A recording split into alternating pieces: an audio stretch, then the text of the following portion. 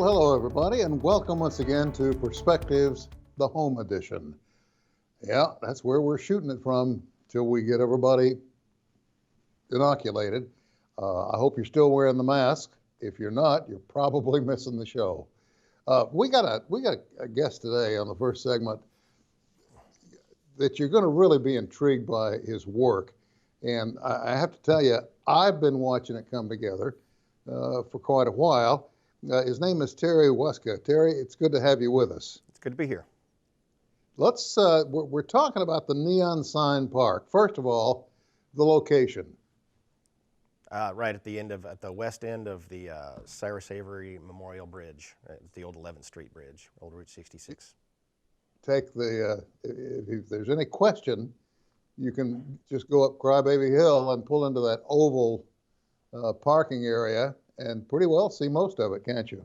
Yeah. So the idea was that the bronze statue that's there and the pedestrian bridge at one end of the Route 66 bridge, and our neon park is at the other end, so to sort of bookend the old bridge. I think it's a great idea. What is your role in all of this? So I did the design work. My business partner is actually part of the Route 66 Design Commission, and so as part of the Vision 2025 funds, a certain amount was allocated for Route 66 improvements. And so as the Design Commission met with community groups, they met with the public, they met with the city to decide what should be done with that money. And they landed on recreating the old neon signs. And my business partner and I had just started our design firm at that time. And so we volunteered to take on the work of designing those signs. So what we did was, we had old reference photos, really things like postcards, just whatever we could find on the internet. And we had to kind of make it up from there. And so we basically took it from old postcards to documents that could be priced and fabricated from. I would assume that you had quite a bit of opportunity to reminisce with folks, because quite frankly, there's a lot of history involving every one of those signs. Oh yeah, quite a bit, and especially with the Route 66 committee. They actually met with some of the owners of the original properties, and we had an article in Route 66 magazine written by Reese Martin, who was also on the Route 66 committee. And he had spoken with some of those. The Johnson family owned the Will Rogers Motel, and a family called the Saxbys owned one of them. Did it ever strike you, all of the folks that are in the history books that have driven Route 66 at one time or another back in its heyday? Yeah, it's amazing. I mean, as long as it's been there, sometimes my girlfriend and I will just go on a trek. We'll go down to the Red Barn or Pops or something like that, and it's amazing because you see the check-in books from people from all over the world that have gone by and visited these different sites. And I know these people are also visiting our sign park, which it's pretty amazing. I think Paul McCartney actually did a big Route 66 trip a few years back. He did. In fact, he stayed in the Tulsa area for about 2 weeks. Oh, really? Some friends of ours, provided housing for him, if you will, and took him on a tour of the immediate area of Route 66. And they have a teenage son that was in high school here and was a major fan of the Beatles. And very quietly, nobody knew it was coming. When it was time for McCartney and his entourage to leave, it turns out he'd gone down to a local music store, bought an electric guitar, autographed it, and gave it to this young man as a going away present. What a neat touch. That is a neat touch. What came screaming out at you about Route 66? Are you from this area? Yeah, I was born in Tulsa, stayed here my whole life, a little bit outside, Sand Springs, Sepulpa area, but mostly Tulsa. I know that Steinbeck, for instance, traveled Route 66. Uh, and he made it all the way from this part of the country out to California. Uh, did a lot of writing along the way. Mhm. Uh, so many names come to mind. If someone were to do a caricature of the names that we know of, that were travelers on that highway, uh, it just boggles the mind when you start to play with it a little bit. Now, if you follow it up to Illinois, it splits. I don't know if you're aware of this, but it splits into three Route 66s. One was designed essentially for the military, another for commerce, and another for folks traveling back and forth on the nation's highway. And Route 66 was a big deal back in the day. Right. Yeah. I mean, and Cyrus took it right through his hometown. In fact, he owned a motel on Admiral because the original route through Tulsa was on Admiral before it moved over to 11th Street, and he That's actually right. owned a motel on Admiral. So, I'm sure it helped business to make sure he ran it right past his front door. Are there other signs yet to be built? Not yet. The Oklahoma City is actually considering doing something similar after seeing what we did here.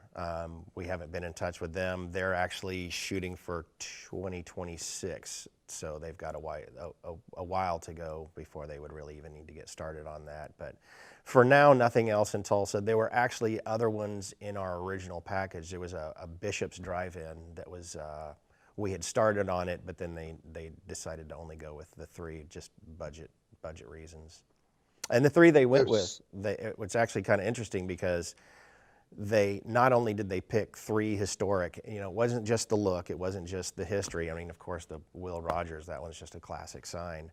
But it also represented the different areas. One was East Tulsa, one was West Tulsa, and the Tulsa Motor Court was actually on Admiral, which was the original location. So it was split not just by design but area. When you think about it, you've got an endless supply of inspiration. The little Phillips 66 stations that dotted the countryside, especially in this part of the world. And we've got a few still standing here in Tulsa. The Blue Whale, would be another. Right. And you can just pull from Oklahoma's history of Route 66. Golly, what a great way to express Oklahoma's involvement, if you will, around the Mother Road. Yeah, I agree. And when they decided on the signs, when they landed on that idea, they went through a couple of dozen different old classic signs, and they weren't all from motels, like I said. Some were from restaurants, just other things like that. And Sure. they had to go through and look for references. Like I said, look for what areas. They wanted to make sure they represented all of the areas of the Route 66 path through Tulsa. And these were the ones they landed on. Like I said, there's other good ones out there. I wish this was something we could just keep doing endlessly, because I think all of them should be redone. I would love to just have a trail of them going from one end of Tulsa all the way to the other, but I'm not sure if that's going to happen.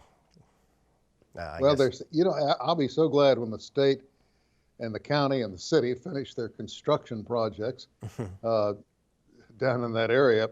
It'd make it easier for folks to go right down Riverside Drive, to the base of Crybaby Hill, then hang a right, go up and to the parking area on Crybaby Hill at the top, and really get a look at it. Almost miss it if you're going by in a hurry. It's just a flash, and you go, "What was that?" So Right. you end up having to go back and see it. But if you can take the time to go to the top of Crybaby Hill, you begin to get an idea of the little nest, if you will, of memories that exists there. Yeah, you take that pedestrian bridge right down to the sculptures, of the car and the East meets West sculpture, and then you could walk across to the neon sign park. And ultimately, The big goal is to reopen the bridge, which, right, as you know, is closed off right now. I know that there were plans at one point drawn up to create a park going through there, and a green space up there and a pathway. But I think Sure. it's going to require a lot of money to get that structurally sound enough for what it needs to be. But ultimately, that would be amazing if just from one end to the other was just a big open park. Because now you've got to kind of walk down the underpass to get over there to the two Well, sides. you know what? It's exciting for me to think that I'm talking to somebody who had a hand in the development of the neon sign park, man. This is really a treat for me, and I hope you've got futuristic plans on the drawing board that you can share with folks and say, look, this would be a good idea. We need to get into this. I'd like to see you involved in more of them. Well, there's some other little things we do here and there. Actually, in Tulsa, there's a couple of bridges that they had taken from the river, and they'd set them aside in a park. And we were involved a little bit, just doing some interpretive graphics for that.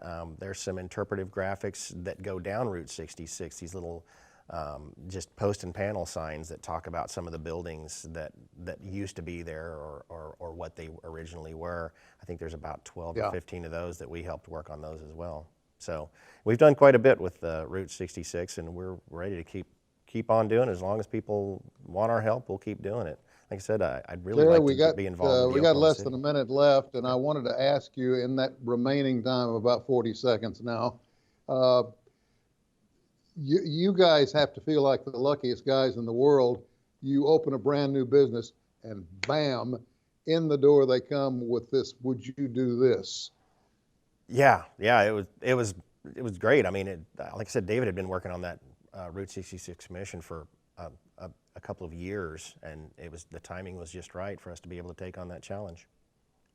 So you're playing a role in history in this part of the country, man. Good job. Thank you very much. Proud of you and your partner. Thanks. Tell them I said hello. I will. Terry, we're all out of time for your segment, but maybe down the road get you back in here and see what else you got going. It sounds good. Got a lot in the works right now. All right, my friend. All right. Take care and wear a mask. I will. We'll take a short break. We'll be right back.